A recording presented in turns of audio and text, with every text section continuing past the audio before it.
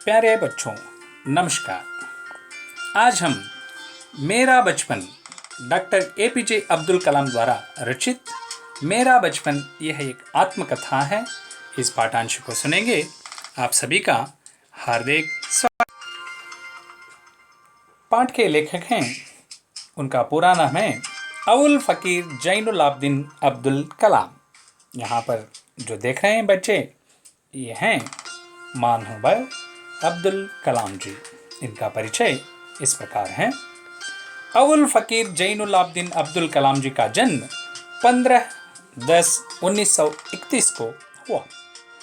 बड़े वैज्ञानिक doctor APJ Abdul Kalam जी 25/7/2002 से 24/7/2007 तक हमारे देश के राष्ट्रपति थे। देश के आदर्श तथा जनवादी राष्ट्रपति के नाम से भारत के करोड़ों हृदयों में प्रतिष्ठित कलाम जी अपने 82 वर्षों के उम्र में अनेक सामाजिक प्रगतिशील आंदोलन में अत्यंत सक्रिय रहे।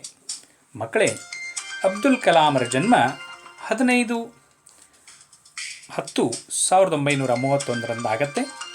ಇವರು ಒಬ್ಬ ವಿಜ್ಞಾನಿಗಳು. ಸ್ವತಃ ಡಾಕ್ಟರೇಟ್ ಪದವಿಯನ್ನು ಪಡ್ಕೊಂಡಂತಹ ಎಪಿಜೆ ಅಬ್ದುಲ್ ಕಲಾಮರು 25/7/2002ರಿಂದ 24/7/2007 ನಮ್ಮ ದೇಶದ ರಾಷ್ಟ್ರಪತಿಗಳಾಗಿದ್ದರು. ದೇಶದ ಆದರ್ಶ ವ್ಯಕ್ತಿಗಳಲ್ಲಿ ಇವರು ಕೂಡ ಒಬ್ಬರು. ಜನವಾದಿ ರಾಷ್ಟ್ರಪತಿ. ಎಲ್ಲ ಜನರಿಗೂ ಕೂಡ, ಚಿಕ್ಕ ಮಕ್ಕಳಿಂದ ಹಿಡಿದು ವಯಸ್ಕರಾದಿಯಾಗಿಯೂ ಕೂಡ ಅತ್ಯಂತ ಪ್ರಿಯರಾದಂಥವರು ಇವರಾಗಿದ್ದರು. ಭಾರತದ ಮೊಟ್ಟ ಪ್ರಜೆ ಅನ್ನುವಂತಹ ಪದವಿಯನ್ನು ಕೂಡ ರಾಷ್ಟ್ರಪತಿಯಾಗಿ ಕೆಲಸವನ್ನು ನಿರ್ವಹಿಸಿದಂತಹ ಮಹಾನುಭಾವರು ಇವರು. ಕೋಟ್ಯಾಂತರ ಹೃದಯಗಳಲ್ಲಿ ಇವರು ಸ್ಥಿತರಾಗಿದ್ದಾರೆ. ಕಲಾಂರವರು 82ನೇ ವಯಸ್ಸಿನವರೆಗೂ ಕೂಡ ಅನೇಕ ಸಾಮಾಜಿಕ ಕೆಲಸಗಳಲ್ಲಿ, ಪ್ರಗತಿಶೀಲ ಆಂದೋಲನಗಳಲ್ಲಿ सक्रियरागी पाल्गొಂಡಂತವರು. आगे देखिए, बच्चों तथा युवकों के चैतन्यशील एवं बहुमुखी व्यक्तित्व के निर्माणार्थ आपके अभियान का मंत्र था, मैं क्या दूं। स्वपरिवर्तन की ओर उन्मुख इस अभियान का उद्घोष था। ईमानदार कार्य एवं ईमानदार का नाम होमपाल अभियान द्वारा आप बचपन में ही इन सवालों को बोना चाहते थे कि मैं इस देश के लिए क्या दे सकता हूँ, समाज एवं परिसर के लिए क्या कर सकता हूँ. ಮಕ್ಕಳೇ, ಇಷ್ಟು ಅದ್ಭುತ ಇವರ ವಿಚಾರಗಳು. ಮಕ್ಕಳಿಗೂ ಯುವಕರಿಗೂ ಚೈತನ್ಯಶೀಲರಾಗಿ ಬಹುಮುಖಿ ವ್ಯಕ್ತಿತ್ವಕ್ಕೆ ನಿರ್ಮಾಣಕ್ಕಾಗಿ ಬಹಳಷ್ಟು ಶ್ರಮವನ್ನು ವಹಿಸಿದಂಥವರು. ಇವರ ಒಂದು ಅಭಿಯಾನ ಯೋಜನೆ ಏನು ಅಂತ ಹೇಳಿದ್ರೆ, ಪ್ರಪಂಚಕ್ಕೆ ನಾನೇನು ಕೊಡಲಿ, ಮೈ ಕ್ಯಾ ದೂಂ ಅನ್ನುವಂಥದ್ದು ಇವರ ಒಂದು ಮಹತ್ತರವಾದಂಥ ಉದ್ದೇಶ. ಹಾಗೆಯೇ ಸ್ವಪರಿವರ್ತನೆ ಉನ್ಮುಖ ಇಸ್ ಅಭಿಯಾನ್ ಕಾ ಉದ್ಘೋಷಿತ ಅಂದರೆ ಸ್ವಯಂ ಪ್ರೇರಿತನಾಗಿ ನಾನು ಪರಿವರ್ತನೆಗೊಳ್ಳಬೇಕು, ನಾನು ಪ್ರಗತಿಶೀಲನಾಗಬೇಕು ಅನ್ನುವಂಥದ್ದು ಈ ಒಂದು ಉದ್ಘೋಷ ಏನಾಗಿತ್ತು ಹೇಳಿದ್ರೆ, ಈಮಾನ್ದಾರ್ ಕಾರ್ಯ ಏವಂ ಈಮಾನ್ದಾರ್ ಕಾ ನಾಮ್, ಪ್ರಾಮಾಣಿಕತೆಯ ಕೆಲಸ, ಪ್ರಾಮಾಣಿಕತೆಯ ಹೆಸರನ್ನು ಗಳಿಸುವಂಥದ್ದು. ಹೋಮ್ಪಾಲ್ ಅನ್ನುವಂಥ ಒಂದು ಅಭಿಯಾನ ಯೋಜನೆಯ ಮುಖಾಂತರ ಬಾಲ್ಯದಲ್ಲಿಂದಲೇ ಅನೇಕ ಸವಾಲುಗಳನ್ನು, ಪ್ರಶ್ನೆಗಳನ್ನು ಹಾಕಿಕೊಂಡಂಥವರು. ಇಂತಹ ಪ್ರಶ್ನೆಗಳು ಅವರಲ್ಲಿತ್ತು. ಮೈ ದೇಶ್ ಕೆ ಲಿಯೆ ಕ್ಯಾ ದೇ ಸಕ್ತಾ ಹೂಂ, ನಾನು ದೇಶಕ್ಕೆ ಏನು ಕೊಡಬಲ್ಲೆ, ಹಾಗೆ ಸಮಾಜ ಮತ್ತು ಪರಿಸರಕ್ಕಾಗಿ ನಾನು ಏನು ಕೊಡಬಲ್ಲೆ, ಏನು ಮಾಡಬಲ್ಲೆ ಅನ್ನುವಂಥದ್ದು ಇವರೊಂದು ಆಶಯ ಆಗಿತ್ತು. ನೋಡಿ ಮಕ್ಕಳೇ, यह एक पाठ आत्मकथा है. आत्मकथा का मतलब है साहित्य में आत्मकथा, ऑटोबायोग्राफी कहते हैं. किसी लेखक द्वारा अपने ही जीवन के बारे में लिखी जाने वाली कथा को आत्मकथा कहते हैं. ನನ್ನ ಬಗ್ಗೆ ಅಂತ ಹೇಳಿದ್ರೆ ಸ್ವಯಂ ಪ್ರೇರಿತನಾಗಿ ಒಬ್ಬ ಸಾಹಿತಿ ತಮ್ಮ ಬಗ್ಗೆ ತಾನೇ ಬರೆದುಕೊಂಡಂತಹ ಕಥೆಯನ್ನು आत्मकथे अंथेली करीतवे. इस पाठ का उद्देश्य देखिएगा. इस पाठ के द्वारा छात्र सादगी, धार्मिक सहिष्णुता, मिलजुल कर रहना और किताब पढ़ने का प्रयोजन आदि की प्रेरणा पा सकते हैं.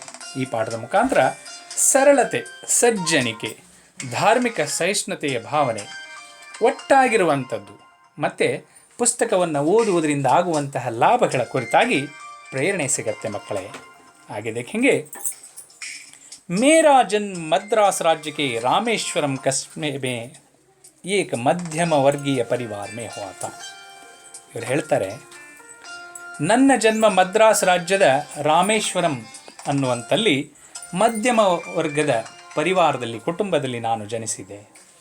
मेरे पिता जैनुल्लाब्दीन की कोई बहुत अच्छी औपचारिक शिक्षा नहीं हुई थी और ना ही वे कोई बहुत धनी व्यक्ति थे. ಎಷ್ಟು ಚಂದ ಹೇಳ್ತಾರೆ ನೋಡಿ. ನನ್ನ ತಂದೆ ಜೈನುಲ್ಲಾಬ್ದೀನ್, ಇಲ್ಲಿ ನೋಡ್ತಾ ಇದ್ದೀರಲ್ಲ ಮಕ್ಕಳೇ, ಇವರೇ ಜೈನುಲ್ಲಾಬ್ದೀನ್. ಇವರಿಗೆ ಯಾವುದೇ ರೀತಿಯ ಶಾಲೆಯ ಶಿಕ್ಷಣ ದೊರೆತಿರಲಿಲ್ಲ. ಆದರೂ ಇವರು ದೊಡ್ಡ ಶ್ರೀಮಂತ ವ್ಯಕ್ತಿಯೇನಲ್ಲ. इसके बावजूद भी वे बुद्धिमान थे.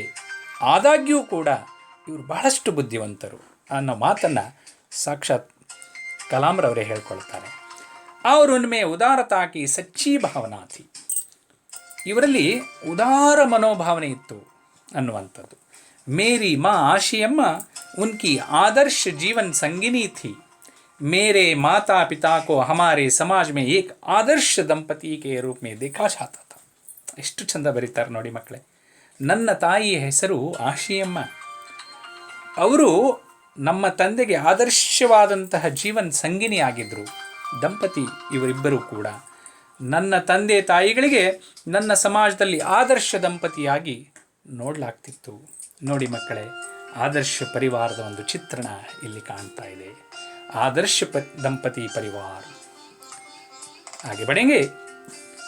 आगे लिखते हैं कलाम जी, मैं कई बच्चों में से एक था, लंबे चौड़े व सुंदर माता पिता का छोटी कद काठी का साधारण सा दिखने वाला बच्चा. हम लोग अपने पुश्तैनी घर में रहते थे. रामेश्वरम के मस्जिद वाली में बना यह घर चूने पत्थर व ईंट से बना पक्का और बड़ा था. ನಾನು ಅನೇಕ ಮಕ್ಕಳಲ್ಲಿ ಒಬ್ಬನಾಗಿದ್ದೆ. ಚಿಕ್ಕದಾದ ಮೈಕಟ್ಟು ಹೊಂದಿರುವಂತಹ ಸಾಧಾರಣವಾಗಿ ಕಾಣುವಂತಹ ಒಬ್ಬ ಬಾಲಕ. ನಾವು ನಮ್ಮ ಪಿತೃ ಪ್ರಧಾನ ಕುಟುಂಬದಲ್ಲಿ ಇರ್ತಿದ್ವಿ ಅನ್ನುವಂಥದ್ದನ್ನು ಬರೀತಾರೆ. ರಾಮೇಶ್ವರಂನ ಮಸೀದಿ ಇರುವಂತಹ ಒಂದು ಕೇರಿಯಲ್ಲಿ ಇಟ್ಟಿಗೆ ಮತ್ತು ಕಲ್ಲಿನಿಂದಾದಂತಹ, ಸುಣ್ಣದಿಂದ ಮಾಡಲಾದಂತಹ ಒಂದು ಪಕ್ಕ ಮನೆ ದೊಡ್ಡದಾಗಿತ್ತು ಅಂಥೇಳಿ ಬರೀತಾರೆ ಮಕ್ಕಳೇ. मेरे पिता आडंबरहीन व्यक्ति थे और सभी अनावश्यक एवं ऐशो आराम वाली चीज़ों से दूर रहते थे. पर घर में सभी आवश्यक चीज़ें समुचित मात्रा में सुलभता से उपलब्ध थी. वास्तव में मैं कहूँगा कि मेरा बचपन बहुत ही निश्चिंतता और सादगी में भी था, भौतिक एवं भावनात्मक दोनों ही दृष्टियों से. ಮಕ್ಕಳೇ, ಇಲ್ಲೊಂದು ಸುಂದರವಾದಂಥ ಒಂದು ಪ್ರಶ್ನೆಯನ್ನು ಕೇಳಲಾಗತ್ತೆ ಕಲಾಮರ ಬಗ್ಗೆ. ಕಲಾಂ ಜಿ ಕಾ ಜೀವನ್ ಸಾದಗಿ ಮೇ ಬೀತಾ, ನಿಶ್ಚಿಂತತಾ ಮೇ ಬೀತಾ, ಸ್ಪಷ್ಟ ಕೀಜಿಯೇ ಅನ್ನುವುದಕ್ಕೆ ಉತ್ತರ ಇಲ್ಲಿ ಸಿಗ್ತದೆ ಮಕ್ಕಳೇ. ನನ್ನ ತಂದೆ ಆಡಂಬರಹೀನ ವ್ಯಕ್ತಿಯಾಗಿದ್ದರು. ಯಾವುದೇ ಆಡಂಬರವನ್ನು ಮಾಡ್ತಾ ಇರಲಿಲ್ಲ. ನಮ್ಮ ಮನೆಯಲ್ಲಿ ಅವಶ್ಯಕವಾದಂಥ ವಸ್ತುಗಳು ಮಾತ್ರ ಇದ್ದವು. ಅನಾವಶ್ಯಕವಾದಂತಹ ಮೋಜು ಮಜಾ ಮಾಡುವಂತಹ ವಸ್ತುಗಳ ಕೊರತೆ ಇತ್ತು ಅಥವಾ ನಮ್ಮ ಮನೆಯಿಂದ ದೂರ ಇದ್ದವು ಅನ್ನುವಂಥದ್ದನ್ನು ಬರೀತಾರೆ. ಮತ್ತೆ ಹೇಳ್ತಾರೆ, ವಾಸ್ತವಮೇ ಮೈ ಕಹುಂಗ, ಸತ್ಯವಾಗಿ ನಾನು ಹೇಳ್ತೇನೆ, ನನ್ನ ಬಾಲ್ಯ ನಿಶ್ಚಿಂತವಾಗಿ ಸರಳವಾಗಿ ಸಜ್ಜನಿಕೆಯಲ್ಲಿ ನಡೀಲಿಕ್ಕೆ ಸಾಧ್ಯವಾಯಿತು. ಯಾಕೆ ಹೇಳಿದ್ರೆ ನಮ್ಮ ತಂದೆಯವರ ಪ್ರಭಾವ. ಭೌತಿಕವಾಗಿ ಈ ರೀತಿಯ ಸೌಲಭ್ಯಗಳು, घर में ऐशो आराम वाली चीज़ों से दूर रहते थे और भावनात्मक रूप से, बहुत ही सुंदर भावनात्मक रूप से भी उनका प्रभाव मेरे ऊपर पड़ा था अंथेಳಿ ಬರೀತಾರೆ ಮಕ್ಕಳೇ. मैं प्रायः अपनी माँ के साथ ही रसोई में नीचे बैठकर खाना खाया करता था. वे मेरे सामने केले का पत्ता बिछाती और फिर उस पर चावल एवं सुगंधित स्वादिष्ट सांभर डालती. साथ में घर का बना अचार और नारियल की ताजी ಚಟ್ನಿ भी होती. ಎಷ್ಟು ಚಂದ ಬರೀತಾರೆ ನೋಡಿ ಮಕ್ಕಳೇ. ನಾನು ನನ್ನ ತಾಯಿಯ ಜೊತೆಗೆ ಅಡುಗೆ ಮನೆಯಲ್ಲಿ ಕುಳಿತು ಊಟ ಮಾಡಲು ಬಯಸ್ತಿದ್ದೆ. ಅಲ್ಲಿ ಕುಳಿತಾಗ ನನ್ನ ತಾಯಿ ಒಂದು ಬಾಳೆಯ ಎಲೆಯನ್ನು ಹಸಿ ಅದರ ಮೇಲೆ ಅನ್ನ ಮತ್ತು ಸುಗಂಧಭರಿತವಾದಂತಹ ಸಾಂಬಾರನ್ನು ನೀಡ್ತಾಯಿದ್ರು. ಜೊತೆಗೆ ಮನೆಯಲ್ಲೇ ತಯಾರಿಸಲಾದಂತಹ ಉಪ್ಪಿನಕಾಯಿಯನ್ನು, ತೆಂಗಿನಕಾಯಿಯ ತಾಜಾ ಚಟ್ನಿಯನ್ನು ಕೂಡ ನನಗೆ ಮಾಡಿ ನೀಡಿ ಬಡಿಸ್ತಾ ಇದ್ದರು ತಾಯಿ. ಎಷ್ಟು ಆತ್ಮೀಯತೆ ಇರ್ತಿತ್ತು ಮಕ್ಕಳೇ ನೋಡಿ. आगे लिखते हैं, प्रतिष्ठित शिव मंदिर जिसके कारण रामेश्वरम प्रसिद्ध तीर्थ स्थल है, का हमारा घर से 10 मिनट का पैदल रास्ता था. जिस इलाके में हम रहते थे वह मुस्लिम बहुत था, लेकिन वहाँ कुछ हिंदू परिवार भी थे जो अपने मुसलमान पड़ोसियों के साथ मिलजुल कर रहते थे. हमारे इलाके में एक बहुत ही पुरानी मस्जिद थी जहाँ शाम को नमाज के लिए मेरे पिताजी मुझे अपने साथ ले जाते थे. ರಾಮೇಶ್ವರಂನಲ್ಲಿ ಶಿವಮಂದಿರ ಇರುವುದರಿಂದಲೇ ಒಂದು ತೀರ್ಥ ಸ್ಥಳವಾಗಿ ಅದು ಪ್ರಸಿದ್ಧಿಯನ್ನು ಪಡ್ಕೊಂಡಿದೆ. ಆ ದೇವಸ್ಥಾನ ನಮ್ಮ ಮನೆಯಿಂದ 10 ಮಿನಿಟ್ನಲ್ಲಿ ಹೋಗುವಂತಹ ಒಂದು ದಾರಿಯಷ್ಟೇ. ನಮ್ಮ ಕ್ಷೇತ್ರದಲ್ಲಿ, ನಮ್ಮ ಭಾಗದಲ್ಲಿ, ನಮ್ಮ ಏರಿಯಾದಲ್ಲಿ ಮುಸ್ಲಿಮರೇ ಹೆಚ್ಚಿದ್ದರು, ಇಸ್ಲಾಂ ಧರ್ಮದವರು. ಆದರೆ ಅಲ್ಲಿ ಹಿಂದೂ ಪರಿವಾರದವರು ಕೂಡ ಇದ್ದರು. ಮುಸಲ್ಮಾನ್ ಮತ್ತು ಹಿಂದೂ ಪರಿವಾರದವರು ಬಹಳಷ್ಟು ಹೊಂದಾಣಿಕೆಯಿಂದ ಸೇರಿಕೊಂಡು ಒಟ್ಟಾಗಿದ್ದೆವು. ನಮ್ಮ ಏನು ಭಾಗದಲ್ಲಿ ಹಳೆಯದಾದಂತಹ ಒಂದು ಮಸೀದಿ ಇತ್ತು. ಅಲ್ಲಿ ಪ್ರತಿನಿತ್ಯ ನಾವು ನಮಾಜ್ ಮಾಡಲಿಕ್ಕೆ ನಮ್ಮ ತಂದೆಯೊಟ್ಟಿಗೆ ನಾನು ಹೋಗ್ತಾ ಇದ್ದೆ ಅಂಥೇಳಿ ಬರೀತಾರೆ. रामेश्वरम मंदिर के सबसे बड़े पुजारी पक्षी लक्ष्मण शास्त्री मेरे पिताजी के अभिन्न मित्र थे.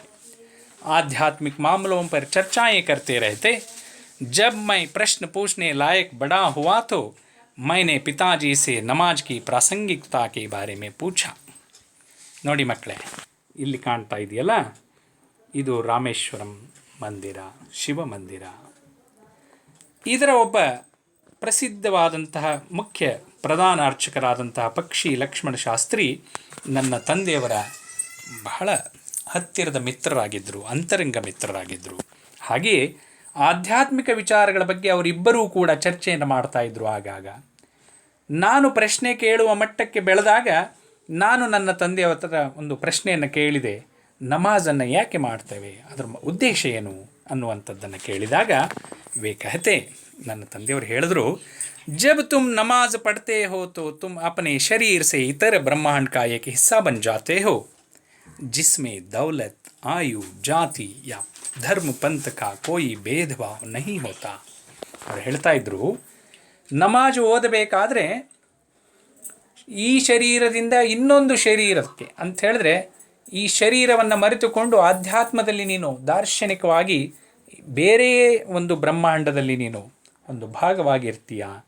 ಅದರಲ್ಲಿ ಆಧ್ಯಾತ್ಮದಲ್ಲಿ ತೊಡಗಿದಾಗ ಅಲ್ಲಿ ಶ್ರೀಮಂತಿಕೆ, ವಯಸ್ಸು, ಜಾತಿ, ಧರ್ಮದ ಭೇದ ಭಾವ ಇರುವುದಿಲ್ಲ ಮಗು ಅಂಥೇಳಿ ನನಗೆ ಹೇಳ್ತಾ ಇದ್ರು ಅಂತ ಬರೀತಾರೆ ಮಕ್ಕಳೇ.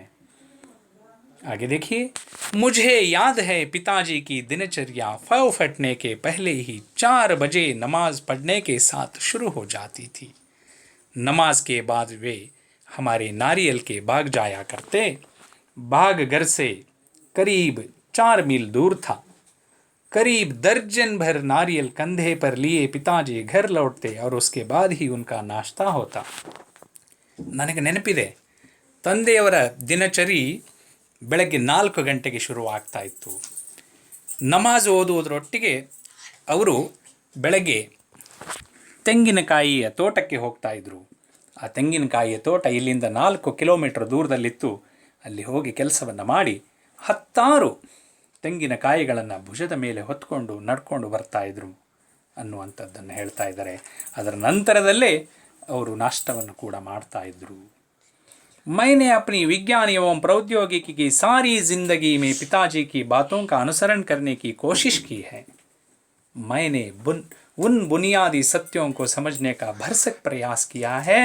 ऐसी कोई दैवी शक्ति ज़रूर है जो हमें भ्रम, दुखों, विषाद और असफलता से छुटकारा दिलाती है. ತಥಾ ಸಹಿ ರಾಸ್ತಾ ದಿಖಾತಿ ಹೈ. ಈ ಒಂದು ಪ್ಯಾರದಲ್ಲಿ ಸಾರಾಂಶ ನೋಡಿ ಮಕ್ಕಳೇ, ಎಷ್ಟು ಚೆನ್ನಾಗಿದೆ. ನಾನು ವಿಜ್ಞಾನ ಮತ್ತು ತಂತ್ರಜ್ಞಾನದಲ್ಲಿ ನನ್ನ ತಂದೆಯವರ ಎಲ್ಲ ವಿಚಾರಗಳನ್ನು ನನ್ನ ಜೀವನದಲ್ಲಿ ಅಳವಡಿಸ್ಕೊಳ್ಳುವಂತಹ ಪ್ರಯತ್ನವನ್ನು ಮಾಡಿದೆ. ನಾನು ಇಂತಹ ಸತ್ಯವನ್ನು ಹುಡುಕುವಂಥ ಪ್ರಯತ್ನವನ್ನು ಕೂಡ ನಾನು ಮಾಡಿದ್ದೇನೆ. ನಿಜವಾಗಿಯೂ ದೈವಿ ಶಕ್ತಿ ಇದೆ ಅನ್ನುವುದಾದರೆ ನೋಡಿ, ಇಲ್ಲಿ ದೈವಿ ಶಕ್ತಿ ಜರೂರ್ ಹೈ ಜೋ ಹಮೇ ಭ್ರಮ ದುಃಖ ವಿಷಾದ ಅವರ ಸಫಲತಾಸೆ ಚುಟ್ಕಾರ ದಿಲಾತಿ. ದೈವಿ ಶಕ್ತಿ ಇದೆ, ಭ್ರಮೆ ದುಃಖ ವಿಷಾದ ಅಸಫಲತೆಗಳಿಂದ ದೂರ ಮಾಡುತ್ತೆ ಅನ್ನುವಂಥದ್ದನ್ನು ನಾನು ನನ್ನ ತಂದೆಯವರ ವಿಚಾರಗಳಲ್ಲಿ ಕಂಡುಕೊಂಡಿದ್ದೇನೆ. जब पिताजी ने लकड़ी की नौकाएं बनाने का काम शुरू किया, उस समय मैं 6 साल का था. ये नौकाएं तीर्थ यात्रियों को रामेश्वरम से धनुषकोडी तक ले जाने के काम आती थी. स्थानीय ठेकेदार अहमद जलालुद्दीन के साथ पिताजी समुद्र तट के पास नौकाएं बनाने लगे. बाद में मैं अहमद जलालुद्दीन की मेरी बड़ी बहन जोहरा के साथ शादी हो गई. ನೋಡಿ, ಇಲ್ಲಿ ನನ್ನ ತಂದೆ ಕಟ್ಟಿಗೆಯಿಂದ ನೌಕೆಗಳನ್ನು ದೋಣಿಗಳನ್ನು ಮಾಡುವಂಥ ಕೆಲಸವನ್ನು ಮಾಡ್ತಾಯಿದ್ರು. ನಾನು ಆಗ 6 ವರ್ಷದವನಾಗಿದ್ದೆ. ಹಾಗೆಯೇ ಈ ದೋಣಿಗಳು ಧನುಷ್ಕೋಡಿ, ನೋಡಿ ಇಲ್ಲಿ ಮಕ್ಕಳೇ ಚಿತ್ರವನ್ನು ತೋರಿಸಲಾಗಿದೆ. ಸಮುದ್ರ ತೀರದಲ್ಲಿ ಮಧ್ಯೆ ಒಂದು ದ್ವೀಪ, ಆ ದ್ವೀಪಕ್ಕೆ ನೋಡಿ ರಾಮೇಶ್ವರಂನಿಂದ ಧನುಷ್ಕೋಡಿಯವರೆಗೆ ಜನರನ್ನು ಕರ್ಕೊಂಡು ಹೋಗಲಿಕ್ಕೆ ಈ ನೌಕೆಗಳು ಬಳಕೆ ಆಗ್ತಿದ್ವು. ನಮ್ಮ ಹತ್ತಿರದಲ್ಲಿದ್ದಂತಹ ಒಬ್ಬ ಕಂಟ್ರಾಕ್ಟ್ದಾರರಾದಂತಹ ಅಹಮದ್ ಜಲಾಲುದ್ದೀನ್ ಅವರೊಟ್ಟಿಗೆ ಸೇರಿಕೊಂಡು ಸಮುದ್ರದ ದಡದಲ್ಲಿ ನೌಕೆಗಳನ್ನು ಮಾಡುವಂಥ ಕೆಲಸವನ್ನು ಮಾಡ್ತಾಯಿದ್ರು. ನಂತರದಲ್ಲಿ ಅಹಮದ್ ಜಲಾಲುದ್ದೀನ್ ರವರ ಮದುವೆ ನನ್ನ ಸಹೋದರಿ ಜೋಹಾರಳೊಂದಿಗೆ ಆಯಿತು. नौकाओं को आकार लेते हुए मैं गौर से देखता था. पिताजी का कारोबार काफ़ी अच्छा चल रहा था. एक दिन 100 मील प्रति घंटे की रफ्तार से हवा चली और समुद्र में तूफान आ गया. तूफान में सितुक्कराय के कुछ लोग और हमारी नाव बह गई. उसी में पाम्बन पुल भी टूट गया और यात्रियों से भरी ट्रेन दुर्घटनाग्रस्त हो गई. तब तक मैंने सिर्फ समुद्र की खूबसूरती को ही देखा था. उसकी अपार एवं अनियंत्रित ऊर्जा ने मुझे हतप्रभ कर दिया. ಮಕ್ಕಳೇ, ಚಿಂತನೆಯಲ್ಲಿ ತೊಡಗುವಂತಹ, ಚಿಂತೆಗೆ ಎಡೆಮಾಡಿಕೊಟ್ಟಂತಹ ಘಟನೆ ಒಂದು ನಡೆಯುತ್ತೆ. ಇಲ್ಲಿ ನೌಕೆಗಳನ್ನು ಮಾಡಬೇಕಾದ್ರೆ ಬಹಳಷ್ಟು ಆಸಕ್ತಿಯಿಂದ ನಾನು ನೋಡ್ತಾ ಇದ್ದೆ ಅಂತ ಬರೀತಾರೆ. ಪಿತಾಜಿ ತಂದೆಯವರ ಎಲ್ಲ ಕೆಲಸ ಕಾರ್ಯಗಳು ಬಹಳಷ್ಟು ಚೆನ್ನಾಗಿ ನಡೀತಾ ಇದ್ದವು. ಆದರೆ ಒಮ್ಮೆ 100 ಕಿಲೋಮೀಟರ್ ವೇಗದಲ್ಲಿ ಗಾಳಿ ಬೀಸ್ತು, ಬಿರುಗಾಳಿ ಬೀಸ್ತು. ತೂಫಾನ್ ಕಾ ಮತ್ಲಬ್ ಹೇ, ಇಲ್ಲಿ ಬಿರುಗಾಳಿ ಅನ್ನುವಂಥದ್ದು ಅರ್ಥ ನೋಡ್ತಾ ಇದ್ದೀವಿ. ಸೆತುಕ್ಕರಾಯಿನಲ್ಲಿ ಈ ಬಿರುಗಾಳಿಯಿಂದ ನಮ್ಮ ಜನರೆಲ್ಲರೂ ಕೂಡ ಸಮುದ್ರಕ್ಕೆ ಬೀಳಲ್ಪಟ್ಟರು. ಅನೇಕ ನಾವೆಗಳು, ದೋಣಿಗಳು ಚೆಲ್ಲಾಪಿಲ್ಲಿ ಆಗೋದು. ಆದರೆ ಅದೇ ಸಂದರ್ಭದಲ್ಲಿ ಪಾಂಬನ್ ಅನ್ನುವಂತಹ ಸ್ಥಳದಲ್ಲಿ ಒಂದು ಸೇತುವೆ ಇದೆ. ಇಲ್ಲಿ ನೋಡಿ ಮಕ್ಕಳೇ, ಕಾಣ್ತಾ ಇದೆ ಪಾಂಬನ್ ಪುಲ್ ಸೇತುವೆ. ಅದು ಕೂಡ ಟೂಟ್ಗೆಯ ಆ ಒಂದು ಬಿರುಗಾಳಿಯ ಹೊಡೆತಕ್ಕೆ ಮುರ್ಕೊಂಡು ಹೋಗುತ್ತೆ. ಯಾತ್ರಿಗಳಿಂದ ತುಂಬಿದಂತಹ ಟ್ರೈನು ಕೂಡ ಅಲ್ಲಿ ಬಿದ್ದು ಹೋಗುತ್ತೆ. ಆಗ ನನಗೆ ತಿಳಿತು, ಅಲ್ಲಿಯವರೆಗೆ ಸಮುದ್ರ ಎಂದರೆ ಬಹಳಷ್ಟು ಸುಂದರವಾದದ್ದು, ಭಾಳಷ್ಟು ಆನಂದದಾಯಕವಾದಂಥ ಕ್ಷೇತ್ರ ಅಂತ ತಿಳ್ಕೊಂಡಿದ್ದೆ. ಆದರೆ ಆ ಘಟನೆ ನನ್ನನ್ನು ಮಂತ್ರಮುಗ್ಧನನ್ನಾಗಿ ಮಾಡ್ತು ಅಂಥೇಳಿ ಬರೀತಾರೆ. उम्र में काफ़ी फ़र्क होने के बावजूद अहमद जलालुद्दीन मेरे अंतरंग मित्र बन गए. वह मुझसे करीबन 15 साल बड़े थे और मुझे आज़ाद कहकर पुकारा करते थे. हम दोनों रोज़ाना शाम को दूर तक साथ घूमने जाया करते. हम मस्जिद वाली गली से निकलते और समुद्र के रेतीले तट पर चल पड़ते. मैं और जलालुद्दीन प्राय आध्यात्मिक विषयों पर बातें करते. ವಯಸ್ಸಿನಲ್ಲಿ 15 ವರ್ಷ ಏರುಪೇರು, ನನಗಿಂತ 15 ವರ್ಷ ದೊಡ್ಡವರು.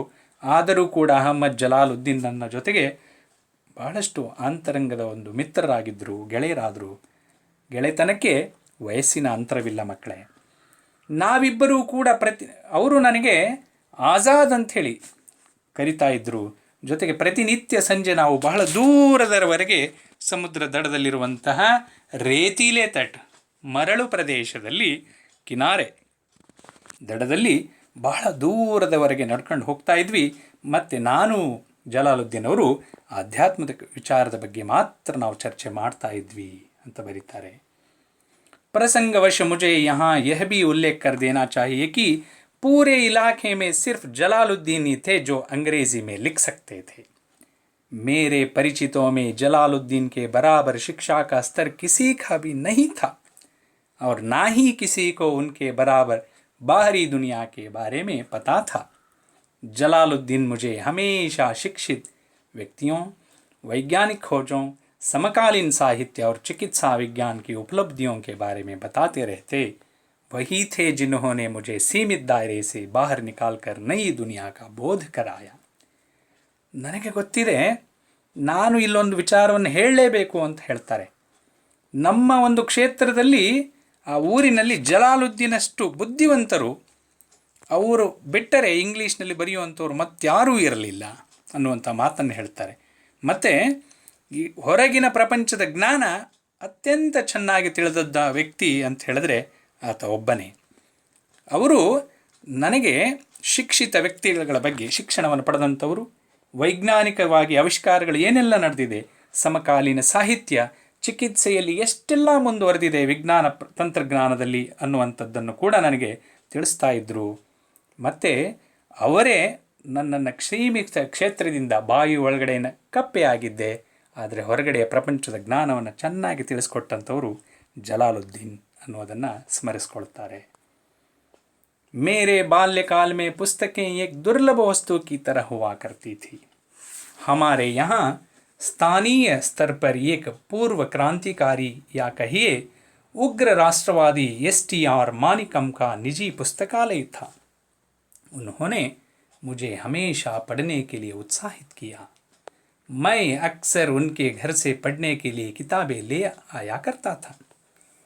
ಬಾಲ್ಯದಲ್ಲಿ ನನಗೆ ಅತ್ಯಂತ ದುರ್ಲಭವಾದಂಥ ವಸ್ತು ಪುಸ್ತಕಗಳಾಗಿದ್ದವು, ಸಿಗೋದೇ ಕಷ್ಟವಾಗಿತ್ತು. ಅಂತಹ ಸಂದರ್ಭದಲ್ಲಿ ಒಬ್ಬ ಕ್ರಾಂತಿಕಾರಿ ಅಂತ ಹೇಳಿ ನೀವು ಬೇಕಾದರೆ, ರಾಷ್ಟ್ರವಾದಿ ಒಬ್ಬ STM ಮಾಣಿಕಂ ಅನ್ನುವಂತಹ ವ್ಯಕ್ತಿಯ ಒಬ್ಬ ಸ್ವಂತದಾದಂತಹ ಒಂದು ಪುಸ್ತಕಾಲಯವಿತ್ತು. ಅವರು ನನಗೆ ಓದಲಿಕ್ಕೆ ಪ್ರೇರಣೆಯನ್ನು ಕೊಟ್ಟರು, ಉತ್ಸಾಹಿತರನ್ನಾಗಿ ಮಾಡಿದ್ರು. ಜೊತೆಗೆ ಅನೇಕ ಪುಸ್ತಕಗಳನ್ನು ಓದಲಿಕ್ಕೆ ಅವರ ಮನೆಯಿಂದ ನಾನು ತರ್ತಾ ಇದ್ದೆ ಅಂಥೇಳಿ ಬರೀತಾರೆ. दूसरे जिस व्यक्ति का मेरे बाल जीवन पर गहरा असर पड़ा वह मेरे चचेरे भाई शमशुद्दीन थे. वह रामेश्वरम में अखबारों के एकमात्र वितरक थे. अखबार रामेश्वरम स्टेशन पर सुबह की ट्रेन से पहुंचते थे जो पाम्बन से आती थी. इस अखबार एजेंसी को अकेले शमशुद्दीन ही चलाते थे. रामेश्वरम में अखबारों की जुमला 1000 प्रतियाँ बिकती थी. ನೋಡಿ ಮಕ್ಕಳೇ, ಇಲ್ಲಿ ಪಾಂಬನ್ ರೈಲ್ವೆ ಸ್ಟೇಷನ್ ಸಮುದ್ರದ ದಡದಲ್ಲಿ ಇರುವಂತಹ ಒಂದು ಸುಂದರವಾದಂತಹ ಒಂದು ಸೇತುವೆ. ಇದರ ಮುಖಾಂತರ ಹಡಗುಗಳು ಕೂಡ, ಚಿಕ್ಕದಾದ ದೋಣಿಗಳು ಕೂಡ, ಎಷ್ಟು ಅಡ್ವಾನ್ಸ್ಡ್ ಟೆಕ್ನಾಲಜಿ ಮಕ್ಕಳೇ ಇಲ್ಲಿ ಅಂತ ಹೇಳಿದ್ರೆ, ದೋಣಿಗಳು ಹೋಗಬೇಕು ಅಂತ ಹೇಳಿದ್ರೆ ಆ ರೈಲ್ವೆ ಸ್ಟೇಷನಿನ ರೈಲ್ವೆಯ ಟ್ರ್ಯಾಕ್ಗಳು ಈ ರೀತಿ ಓಪನ್ ಆಗ್ತಾ ಇದ್ವು, ಅದರ ಮಧ್ಯದಲ್ಲಿ ದೋಣಿಗಳು ಹೋಗ್ತಾ ಇದ್ವು. ಇದನ್ನೂ ಕೂಡ ಒಮ್ಮೆ ದುರ್ಘಟನೆ ಆಗಿ ರೈಲು ಬಿದ್ದಾಗ ಎಷ್ಟು ದುಃಖಗೊಂಡಿರ್ಬೋದು ಕಲಾಂರವರು. ಇನ್ನೊಬ್ಬ ವ್ಯಕ್ತಿ ನನ್ನ ಜೀವನದ ಮೇಲೆ ಬಹಳಷ್ಟು ಪ್ರಭಾವವನ್ನು ಬೀರಿದ್ದಾರೆ. ಅವರು ನನ್ನ ಚಿಕ್ಕಪ್ಪನ ಮಗ ಶಂಶುದ್ದೀನ್ ಅಂತ ಬರೀತಾರೆ. ರಾಮೇಶ್ವರಂಗೆ ಪ್ರತಿನಿತ್ಯ ನ್ಯೂಸ್ ಪೇಪರ್ಗಳು, ಅಖಬಾರ್ ಕಾ ಮತ್ಲಬ್ ಹೇ ಸಮಾಚಾರ ಪತ್ರ, ಒಬ್ಬ ಮಾತ್ರ ವಿತರಕರಾಗಿದ್ದರು. ಆ ಏಜೆನ್ಸಿಯನ್ನು ನಡೆಸ್ತಾ ಇದ್ದರು.